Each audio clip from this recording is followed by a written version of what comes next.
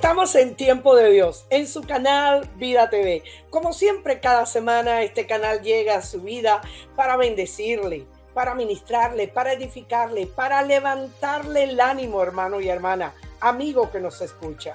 Bueno, hoy quiero hablarles de dormidos o despiertos. Un tema interesante, dormidos o despiertos. A veces podemos dormirnos, algunos dicen, hay algunas personas dormidas en los laureles, es una expresión, o sea que no se sabe por dónde anda. Pero hay personas que están dormidas, y cuando digo dormidas no me refiero en el sentido físico, sino dormidas en cuanto a la pereza, a la mortandad, al desánimo, al desaliento, dormidas en cuanto a los sueños, las esperanzas, el esfuerzo, la acción, la dedicación, la perseverancia. ¿Cuántas personas a veces no están dormidas o han entrado en un letargo espiritual o no se sienten con ánimo? Hay muchas personas así a lo largo de la historia e incluso nuestra vida contemporánea. Personas que se sienten desalentadas, deprimidas, muchas veces han tirado la toalla en ciertas cosas que han emprendido en su vida y que no han podido lograr. ¿Dormidos o despiertos? Quiero hablarles un poquito acerca, y les voy a hacer una breve pinceladas de la historia de Israel en una época extremadamente interesante. Realmente la nación de Israel tuvo épocas de levantamientos espirituales gloriosos, como recordamos aquella vez en que se inauguró el templo de Jerusalén, ¿verdad? Allí el templo de Salomón fue un derroche de la gloria de Dios y de las maravillas de Dios. Y el pueblo estaba exaltado, animado, contento. Pero otras veces el pueblo se sintió desalentado, desanimado, como que sus esperanzas las había perdido. Y el Señor en cierta ocasión tuvo que hablarle fuerte a la nación de Israel, primeramente a la parte norte, que fue llevada cautiva por los asirios y fue dispersada estas 10 tribus entre las naciones paganas y fue repoblada por paganos que entraron a la parte norte de Israel y se mezclaron con los judíos del norte. Esto llevó a una raza mixta. ¿Por qué ocurrió esto? Esto ocurrió sencillamente por la idolatría, por la incredulidad de la nación de Israel. El pueblo se había vuelto a los ídolos paganos, se había vuelto a la hechicería, se había vuelto, ¿verdad?, a las cosas del mundo, a las ofertas tentadoras del mundo, y había perdido el norte, la visión, el alineamiento con el Dios de la vida. Y sencillamente el pagano vino y tomó control y vemos cómo la parte norte fue llevada cautiva y repoblada, esa parte norte. ¿Qué sucedió? Que la parte sur, los judíos del sur, donde estaba la capital en Jerusalén, comenzaron a criticar a los judíos del norte, los llamaban en ese nacionalismo aberrante religioso, ¿verdad? Y un tanto racial, le llamaban perros, samaritanos, raza mixta, religión trunca, no tienen lo que nosotros tenemos. O sea, comenzaron a criticar a los judíos del norte, aquellos que se habían mezclado con otras razas y que se habían mezclado también religiosamente. Bueno, pues años después les tocó a ellos. Ellos hicieron exactamente lo mismo que los judíos del norte, porque hay personas que critican a otros y después hacen exactamente lo mismo, o están mirando la paja en el ojo de la persona, en otras personas, y no se miran su propio ojo. Bueno, así le sucedió a la nación de Israel en la parte sur. Comenzaron a criticar a los judíos del norte y a ellos les sucedió exactamente igual. O sea, la incredulidad, la idolatría, la desobediencia los llevó a que fueran llevados cautivos por el imperio babilónico. El imperio babilónico vendría y los tomaría en 3 diferentes etapas. Fueron llevados cautivos en 3 diferentes etapas, así como regresaron después de la diáspora, del exilio, en 3 etapas también diferentes, fueron llevados en 3 etapas diferentes. La primera se llevaron la nobleza, un aproximado de 10.000 judíos. En el segundo grupo se llevaron otra parte y el tercer grupo, ¿verdad? Que se llevaron, ya vino Babilonia y destruyó la ciudad de Jerusalén y destruyó nada más y nada menos que esa gran belleza del templo de Salomón. El templo quedó totalmente en ruinas, tristemente quedó en ruinas el templo y se llevaron cautivos a la mayoría de los judíos al imperio babilónico y los dispersaron por el control hegemónico que tenía el imperio babilónico en todas sus colonias. Qué triste, ¿no? Muy triste. El profeta Jeremías había profetizado de que este cautiverio iba a durar 70 años, 70 años de cautiverio. Pero se cayó el imperio babilónico, estando los judíos en la diáspora, en el exilio, se cayó el imperio babilónico, entró poderosamente, ¿verdad? El imperio medo-persa, la unión de dos imperios, una fuerza tremenda, derrotaron al imperio babilónico y entraron y tomaron el control de Israel. Bien, curioso, porque se levantó en el imperio babilónico, perdón, el imperio medo-persa, se levantó un rey llamado Ciro, que incluso el profeta Isaías había profetizado de él y lo había llamado por nombre, mucho antes de que esto ocurriera. El profeta Isaías fue muy certero en su profecía, fue muy claro, incluso mencionando nombres. Él se llamará Ciro, Dios lo va a utilizar para dejar, ¿verdad?, salir al pueblo de la cautividad a libertad. Y así fue. El rey Ciro, medo-persa, firmó un decreto donde le permitía a los judíos regresar a su tierra. Y regresó el primer grupo. El primer grupo vino bajo el liderazgo del gobernador Zorobabel, el sumo sacerdote Josué y un remanente de ese pueblo en la diáspora. Bueno, la primera encomienda que ellos tenían al regresar a su tierra, por supuesto, la añoraban, ¿verdad?, su nación, añoraban sus costumbres, sus tradiciones, su pueblo, añoraban la adoración al Dios verdadero. Así que regresaron con una expectativa tremenda de llegar y reconstruir nada más y nada menos que el templo de Jerusalén. Porque lo primero que se debe levantar es la adoración a Dios. Lo primero en una casa, en una familia, en una nación, es la adoración a Dios. Cuando una nación no tiene a Dios, ¿verdad?, como lo primero, es una nación que está vagando hacia un destino incierto y hacia el precipicio. Cuando las naciones se enfrentan o rechazan al Dios de la vida, sencillamente se están atrayendo el mal y la oscuridad.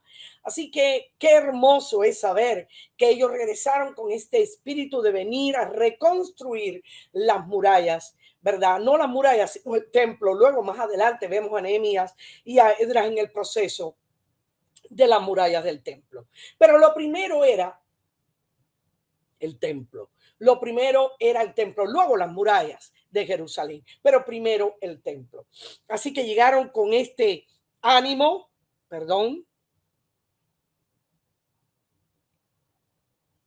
llegaron con este ánimo, con este deseo tremendo de reconstruir. Y comenzaron, pusieron el fundamento y estaban felices poniendo el fundamento cuando los judíos del norte, aquellos que los judíos del sur llamaban raza mixta, los samaritanos, aquellos que se habían mezclado con tribus paganas o se habían mezclado con naciones paganas, aquellos que habían sido repoblados por los asirios y que ahora, según los judíos del sur, no eran efectivamente una raza ya pura, ni tenían una religión pura, ya la habían confundido, ya la habían mezclado, incluso habían levantado otros templos y otros lugares de adoración, tremendo.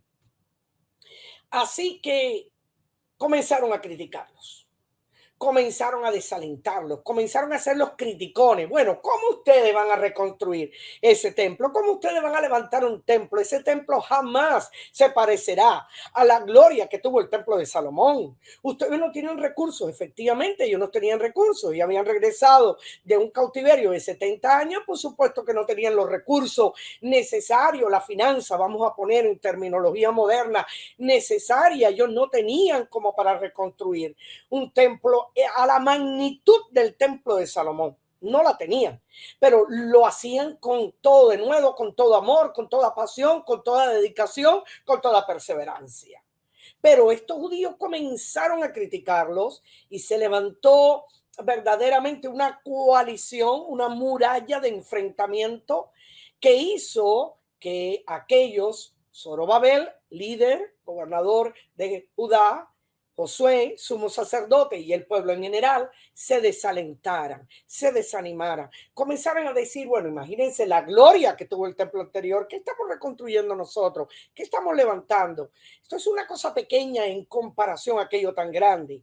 Es verdad que nosotros no tenemos los recursos, estamos empezando con lo que tenemos, pero no sabemos si podemos continuar. Y comenzó el desaliento en el pueblo, comenzó la pereza, comenzó, ¿verdad?, la mortandad, comenzó el adormecimiento. Y a veces sucede así, queridos hermanos, en el pueblo de Dios.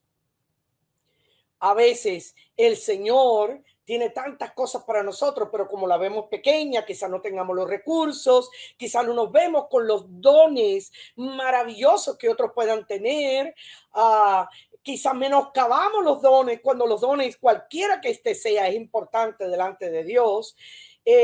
Comenzamos a mirar las circunstancias, las situaciones, quitamos nuestros ojos del Dios de la vida, nos olvidamos de la adoración, de levantar nuestro templo. Y cuando hablo templo, nuestra propia casa espiritual. Somos templo del Dios vivo. Hoy en día somos el templo del Dios vivo, la casa, el tabernáculo, la casa andante, ¿verdad? Peregrinos en este mundo que vamos, pero donde la presencia de Dios habita. Muchas veces descuidamos nuestro hogar, descuidamos nuestra familia, descuidamos la adoración a Dios en nuestra vida familiar, en nuestra vida personal, aún en la iglesia. Y esto comenzó a suceder con este pueblo. Comenzó a descuidar porque el templo era lo importante, el templo era lo primero que ellos tenían que levantar, la adoración a Dios, la intimidad con Dios, el buscar a Dios, la consagración a Dios. Todo esto lo descuidaron y se adormecieron. ¿Saben ustedes, hermanos, cuántos años pasaron de que detuvieron la obra, que la reiniciaron más adelante? Increíble. 16 años. 16 años la obra del Señor paralizada, 16 años adormecidos, 16 años con parálisis espirituales, 16 años sin un templo, sin un lugar de adoración, sin un tiempo de adoración. Cada cual se volvió lo suyo, cada cual, ¿verdad?, empezó a mirar por lo suyo propio, como le dijo el Señor allí a través de los profetas Aqueos y Zacarías. El profeta Aqueo y Zacarías fueron los profetas posexílicos, o sea, los profetas que profetizaron en la época después que ellos retornaron del exilio. Les tocó una tarea tremenda al profeta Aqueo y al profeta Zacarías para poder levantar el ánimo, para poderles hablar de parte de Dios, decirle verdades que muchas veces los iba a confrontar, los iba a zarandear, los iba a mover del adormecimiento en el cual se encontraba. Y el Señor comenzó a decirles, ustedes cultivan mucho y recogen poco. Ustedes plantan y sin embargo todo se les vuelve sal y agua. Ustedes se esfuerzan mucho, pero no recogen ningún resultado. ¿Por qué? Porque ustedes han pensado solo en ustedes. Ustedes están levantando sus casas artesonadas, maravillosas, casas relucientes, y se han olvidado de la casa del Señor. Se han olvidado de que el Señor tiene que ocupar el primer lugar en nuestras vidas. Muchas veces descuidamos el primer lugar de Dios en nuestros corazones. El trono le pertenece al Señor. Por eso el Señor le habló fuertemente a la primera iglesia ya en Apocalipsis. La iglesia de Éfeso le dijo, yo sé que tú eres trabajadora, que no puedes soportar a los malos, que estás en contra de los nicolaitas, que no soportas las falsas doctrinas, que no soportas los falsos apóstoles. Eres trabajadora, eficiente, esforzada, pero tengo algo contra ti. Tengo algo contra ti, que has dejado tu primer amor. O sea, has dejado el entusiasmo, el venir a la intimidad con Dios. Has descuidado y verdad, y te has desanimado. ¿Por qué no tengo el ánimo que tenía antes? ¿Qué ha pasado con mi ánimo? ¿Qué ha pasado con mi esperanza? ¿Qué ha pasado con mi consagración, con mi tiempo de intimidad con Dios? ¿Qué ha pasado en mi tiempo de oración, en mi tiempo de buscar la palabra, desear la palabra, comer la palabra, alimentarme de la palabra? ¿Qué ha pasado con ese tiempo? ¿Me ha adormecido? ¿Me ha adormecido? increíble. Así que el profeta Aqueo y el profeta Zacarías le tocó hablarle a una nación que estaba totalmente adormecida. Y miren lo que le dice el profeta Zacarías a Zorobabel, a Josué y al pueblo. Primero los líderes, ¿eh? Porque a veces no es solo el pueblo, el liderazgo está tan dormido como el pueblo. Y según el líder, así es el pueblo.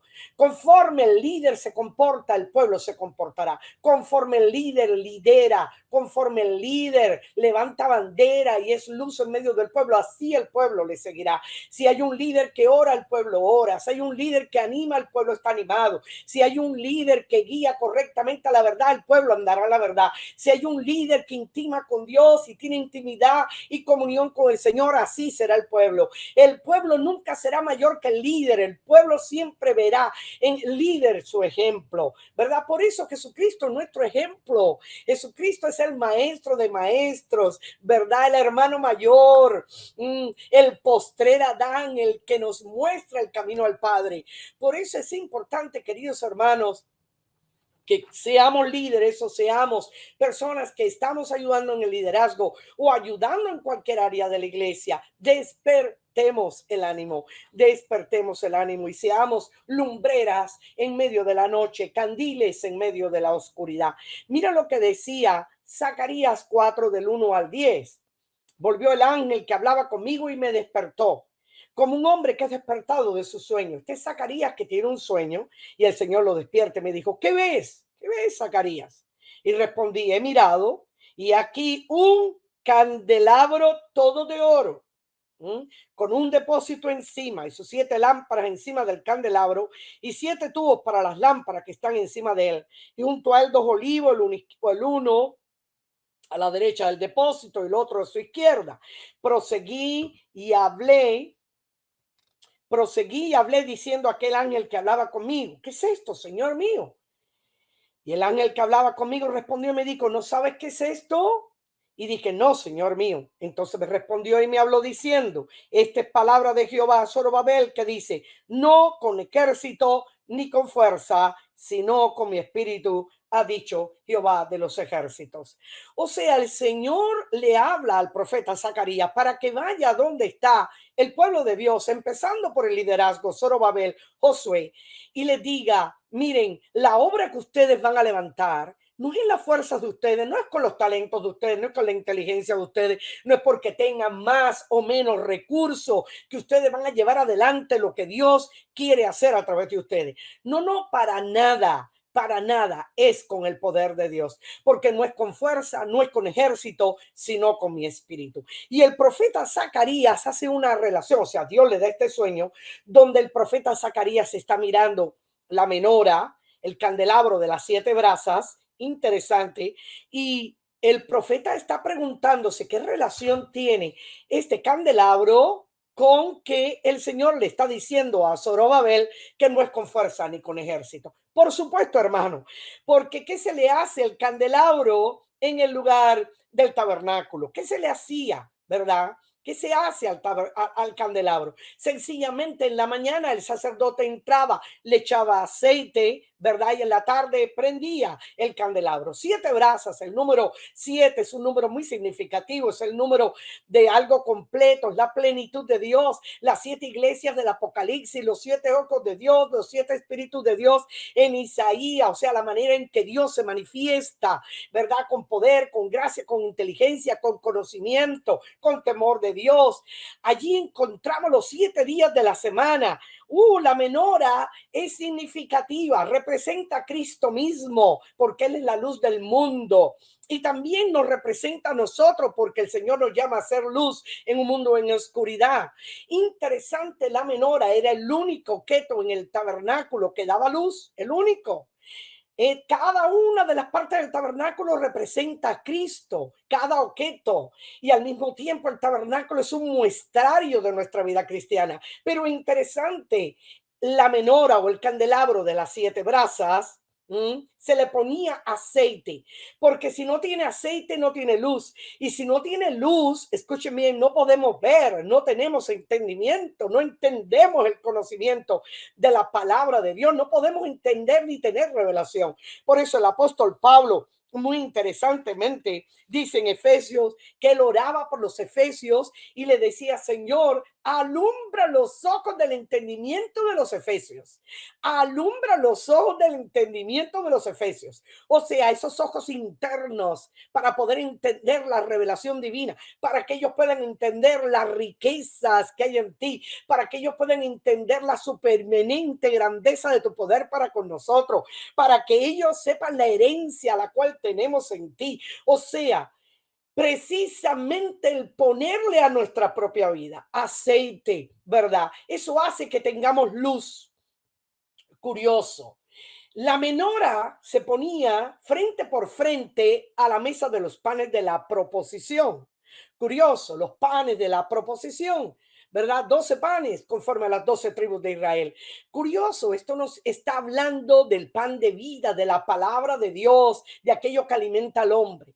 No podemos comer, no podemos discernir, no podemos entender la revelación de la palabra si no tenemos luz. Por eso la menora era el único que todavía estaba frente por frente a la mesa de los panes de la proposición, de manera que se inclinaba un poquito y podíamos ver, ¿verdad? Para comer, para alimentarnos y luego llevar esa palabra fuera del tabernáculo. Qué interesante, qué poderoso, qué relación había entre esta menora, entre este candelabro de las 7 brasas que el Señor le dice a Zorobabel y el que no es con fuerza ni con ejército, sino con mi espíritu. Efectivamente, usted no puede hacer las cosas en su fuerza. Usted tiene que levantarse en el espíritu, ¿verdad? Aunque la tarea sea fuerte, aunque las dificultades sean tremendas, usted tiene que preocuparse primero por su templo, primero por el tiempo con Dios antes de cualquier otra cosa. Muchas veces estamos tan afanados en las cosas de este mundo. A veces el trabajo nos toma el tiempo, el hogar nos toma el tiempo, la familia nos toma el tiempo, la iglesia nos toma el tiempo, ¿verdad? La calle nos toma el tiempo, el teléfono nos toma el tiempo, cualquier cosa puede tomar el tiempo que es de Dios. Entonces no podemos batallar las batallas en nuestras propias fuerzas y por mucho que tratemos e intentemos, vamos a sucumbir en el camino, vamos a quebrarnos, vamos a volvernos ansiosos, nos llenamos de temores, de pánico, de ansiedades, porque sencillamente tenemos que aprender a descansar en el Señor. Somos el templo y debemos cuidar el templo en todos los sentidos. El templo del Espíritu, la adoración a Dios, la comunión, el encender la lámpara de nuestras vidas para poder ver, para que los ojos de nuestro entendimiento sean iluminados y podamos entender las revelaciones profundas de la palabra y de las cosas maravillosas y los tesoros de Dios. Así que importante, Ageo. También el otro profeta posexílico, aparte de Zacarías, le da una palabra también a Zorobabel y a Josué. Dice entonces en Ageo 1, 13 y 14, dice entonces Ageo, enviado de Jehová, habló por mandato de Jehová al pueblo diciendo, yo estoy con vosotros, animando al pueblo, ¿verdad? Porque 16 años se habían desalentado, habían tirado la toalla, habían descuidado el templo, la adoración y la comunión con Dios. Yo estoy con vosotros, dice Jehová. Y despertó, me gusta esto poderosamente, y despertó Jehová el espíritu de Zorobabel, hijo de Salatiel, gobernador de Judá, y el espíritu de Josué, hijo de Josadat, sumo sacerdote, y el espíritu de todo el resto del pueblo, y vinieron y trabajaron en la casa de Jehová de los ejércitos, su Dios. Así que el Señor los confrontó y les dijo, ustedes están haciendo cosas que no les va bien precisamente porque han descuidado lo mejor, lo primero y lo más importante. Pero el Señor está con ustedes y dice la palabra del Señor que despertó el Señor el espíritu de Zorobabel. Mire qué interesante. Habló a su espíritu, lo conmovió, produjo en él el querer como el hacer. Muchas veces yo en oración le pido a Dios, Señor, produce en mí el querer como el hacer. Lo dice la palabra. Porque a veces queremos, pero no hacemos. Pero el Señor quiere que él mismo quiere producir en nosotros el querer hacer algo, pero el hacerlo. pero el hacerlo, no solo el quererlo, pero el hacerlo. Y eso también lo produce el Espíritu de Dios dentro de nosotros por esa comunión, por estar ahí cerquita a él. Así que despertó Jehová el espíritu de Zorobabel, hijo de Salatiel, gobernador de Judá, y el espíritu de Josué, sumo sacerdote, y el espíritu del resto del pueblo. O sea, comenzó por los líderes. Comenzó por el liderazgo, a despertar espiritualmente al liderazgo, a encender la llama, a que la menora de sus vidas, como le dijo Zacarías, la menora de sus vidas estuviera llena de aceite, porque el Señor se mueve entre los 7 candelabros, dice allí en Apocalipsis. Él se mueve entre sus iglesias, pero la iglesia tiene que mantener la llama encendida, ¿verdad? El altar en fuego, ponerle leña, mantener nuestra comunión con Dios. Eso es importante. Así que también a través del profeta Aqueo, mira lo que el Señor le sigue diciendo a Zorobabel. Pues ahora, Zorobabel, esfuérzate, dice el Señor. Esfuérzate también, Josué, hijo de Josadac, sumo sacerdote, y cobrad ánimo. Cobren ánimo, pueblo todo de la tierra, dice Jehová, y trabajad, porque yo estoy con vosotros, dice Jehová de los ejércitos, según el pacto que hice con vosotros cuando salisteis de Egipto, así mi espíritu estará en medio de vosotros. No temáis. No es con fuerza, no es con ejército, es con mi espíritu. No teman, ¿verdad? Él despertó el espíritu de Zorobabel, el espíritu de Josué y el espíritu del resto del pueblo. Y el Señor, a través del profeta Aqueo, los exhortó, los animó. Cobren ánimo, despiértense, trabajen, pongan las manos a funcionar, porque Dios está con ustedes. Así como estuve, un recordatorio de la promesa de Dios, así como estuve con ustedes en el pasado, ¿verdad? Con la nación de Israel, sacándola de Egipto, así estoy con ustedes todos los días. Y el profeta Aqueo termina de una manera tremenda, porque ellos estaban preocupados de que esa casa quizás no tuviera, ni iba a tener la gloria que tuvo la casa de Salomón.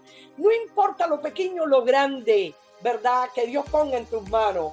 Pon manos a la obra y esfuérzate y sé valiente, que Dios está contigo y conmigo. Pero miren la exhortación que el profeta Aqueo le hace a Zorobabel, a Josué y al resto del pueblo, y le da una promesa poderosa. Dice: la gloria, miren, la gloria de la casa postrera será mayor que la primera. Qué poderoso, qué tremendo.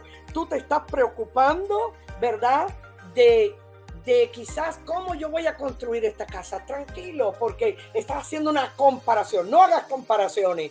Dios, no importa lo pequeño o lo grande, lo importante es la intención, la motivación, el deseo, la consagración en la cual tú pongas todo tu ser para dedicárselo al Señor. La gloria postrera de esta casa será mayor que la primera, porque no es con fuerza ni con ejército, sino con mi espíritu. Así que el Espíritu Santo quiere obrar en mi vida, ¿verdad? Y en mi ministerio, en el llamado que me ha hecho. El Señor quiere obrar a través de mí en la obra. Manos a la obra, cobrad ánimo, trabajen en su familia, trabajen en el ministerio, trabajen en la iglesia, pongan todo su corazón en el servicio, que Dios recompensará la obra de sus manos. El Señor quiere, ¿verdad? Y el Espíritu Santo quiere obrar en tu iglesia, en su pueblo, para que el corazón del pueblo se vuelva a Dios, ¿verdad? Completamente. El Señor te dice: no es con fuerzas